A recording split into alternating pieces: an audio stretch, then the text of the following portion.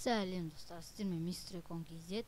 Бүгін мен жылқыға, атқа қалай міну керек екенін үйретемін. Ал бастайық. Мінекей менің қолымда заттар керек. Қазір мен аттан түсейін. Міне менің атым. Қазір сіздерге көрсетейін. Ең бірінші мына атты шығарамыз.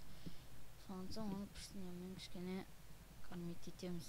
Кішкене тамақтандырамыз, әйтпесе бізді қазір чырпсай береді. Және де отырамыз. Мінекей. Ені басамыз компьютерден. Мына орынға міндетті түрде седло қою керек. Ал бұл жерге қайсысын қояйық? Алмазный или железный или золото. Бізге алмазный қойып қарайық. Ладно, алмазный жарайды. Мінекей достар, міне осылай қоямыз.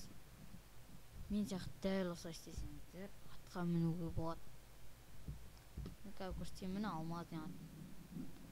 Мысалы оны басқа банағы киімден де киіндіруге болады. Мысалы міне золотой түс. Золотой түс әдемі болып тұрады екен. Міне золотой бар.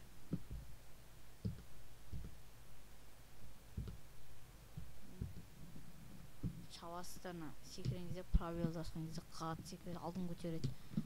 Міне менің атым. Сіздермен болған мистер KZ. Лайк басыңыздар, каналға жазыңыздар. Видео ұнатты деген ойдамын. Сау болыңыздар.